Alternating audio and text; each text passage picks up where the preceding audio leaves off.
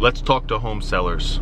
What's up, guys? It's Felix from Giant Lifestyle. Welcome back to the second episode of Subscriber Q&A. If you guys have any questions, make sure to drop them in the comments below and I'll be sure to make a video on it. So our boy Maxwell has asked me, if you can't read it, it says, Felix, can you do a video on what to say to potential home sellers? So what he's referring to is a business model called real estate wholesaling. If you don't know what that is, it's similar to being a realtor, but with a realtor or a real estate agent, you need a certificate, you need a license, you need all these qualifications. With real estate wholesaling, you don't need any of that. You don't need any cash, you don't need any license. All you really need is a little bit of finesse and some smarts and some knowledge as far as how to put the deal together. What you do is you basically do what a realtor does and do a little bit of what a actual cash investor or a real estate investor would do, but you basically just middleman the deal. So what I'll do is I'll reference my first real estate wholesale deal just to give you an idea of how the business model works. For example, I found a house that was worth $230,000 all fixed up. I put it under contract as if I were going to buy it for $85,000. I put in the contract that I'm going to pay all cash, everything, how I'm going to inspect the property, all the details as if I were going to buy the property. The only thing I had in the contract was a clause that says I was able to assign the contract, meaning that I could sell my position in the contract with the seller for a fee. So what I basically did is I made $6,000 off the deal. I sold my position for $91,000. The seller got $85,000. The buyer got the property for $91,000, who was actually a good business partner slash friend of mine.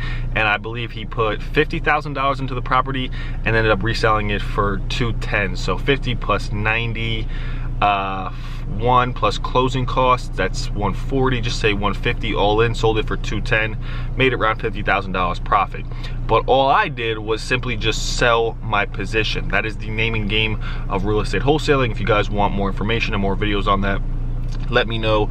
That is a business that I did about a few years ago, and I still do it from time to time depending on the deal. If the deal is good, I'll fix and flip it. If the deal's a little tight, I will wholesale it. So Maxwell wants to know what to say to a potential home seller.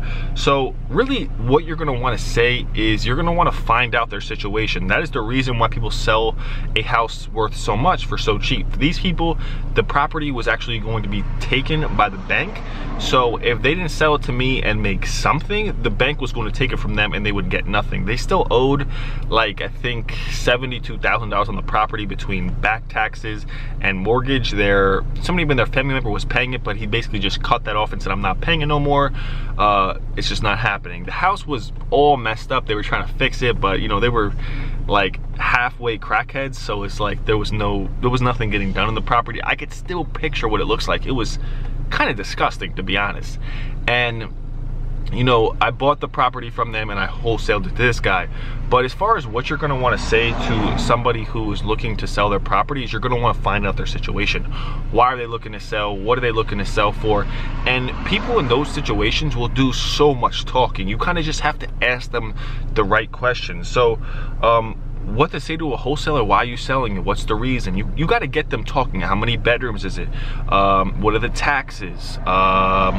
You know, is there anything wrong with the property? What I like to do is I like to get a face-to-face meeting, but at the same time, what you're going to want to say when, you know, you're talking to all these sellers is you're going to want to be giving soft offers, because every time you get you know, every time you get a lead, you don't want to go out to visit the property. You could do that for the first 1 to 2, maybe 3 or 4 leads you get, but going to see every property, you can really be wasting time. So what I could do is I would tell them, once I feel them out and to see if they're like looking for, if somebody talking price right off the gate, that's a clear indication that they're not motivated to sell. The name of this game is to look for motivated sellers, somebody who's looking to sell fast, sell quick, get something better than nothing.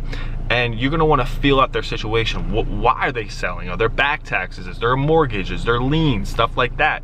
And then you're going to want to make a soft offer. Okay, based off what my numbers, based off how much it costs to fix, I think I could pay between $80,000 and $130,000. Somewhere between that spectrum. And if they say, hell no, man, you're crazy, F you, this, that, the third, I've had people curse me out, all that, then there's a good chance they're not motivated. They'll be like, I want $300,000, not a dollar less. They're not motivated. But there are people out there that will say between 80 and 130,000. I could do that. Could you buy it in the next 2 weeks? And you'd be like, yeah, I could do that. Well, you don't have to tell them, but that's something that you know, because once you get under contract, you can wholesale your position, and you know, you can easily get a cash buyer quickly. But the mindset is, if you want to sell something, you're something that you really don't want, that you're going to throw in the garbage anyway, you would rather take a quick nickel than a slow dime. You'll take $1 for it rather than have to wait a whole year and get $10 for it. So basically, just write down a list of questions that's going to make them talk. How many bedrooms? How many baths? Square footage? Basement? Is it flooded? Are there taxes? Why are you guys selling it? Is there anything wrong with it? What are you guys looking to get for it? We start talking money questions. What are you guys looking to get for it? How soon are you guys looking to sell? If they say, you know, when the right number comes around, I'll sell it, they're not motivated. If they say, I mean, if you could get me money within the next month, I'll be willing to sell. That's a clear indication. So work the numbers, see where they're talking, see if they're motivated, see if there's any urgency to sell. Shoot them a soft offer like, hey, I could pay between 80 and 130,000. You can get those numbers by running comps. If you guys want to learn how to run comps for free, click this button right here. But that's basically what you want to do. Then, you know, you can go out and meet them and put it under contract if it's a deal.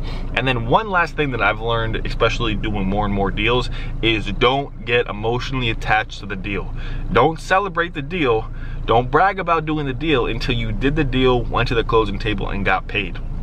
A lot of people brag, a lot of people get so excited, a lot of people get so hyped that they got a deal under contract, and then literally anything can go wrong. I'm working on a deal right now that I got it under contract, but you know, it's kind of a bit tricky with the title. So it could go down, it could not go down, it could fall apart, I could buy it. But don't get emotionally attached to the deal, because you might get all the way to the closing table and the person might tell you that yeah, there's a $300,000 lien on this house. Nobody's buying it until that's settled. So just stay neutral between the entire deal. Don't get emotionally attached that you need to make that deal happen, but get them talking, shoot them a soft offer, and there you go. You really got to determine, are they motivated? Are they not motivated? See how quickly they're looking to sell. See what their situation is. See to find out a little bit about the house. See if they have any urgency. See if they got a situation. You know, like, is the bank going to take the house? Did they have a death? Is somebody having legal situation that they need to liquidate their asset? Those are the things you got to know. You have to build the relationship. You have to be a people person. People say you don't need no people skills. Yes, you do. The reason, quick story, and I'm going to end this video right here. The first house I got under contract, somebody found out the address, went to the seller's house and told them, hey, Felix wants to give you this, I will give you $5,000 more, cancel his contract and sign it with me. They said, no, we like Felix, we're gonna stick with him, and we don't want to do business with you. So if you build rapport and people like you, the money goes out the window. They want the relationship. So remember that.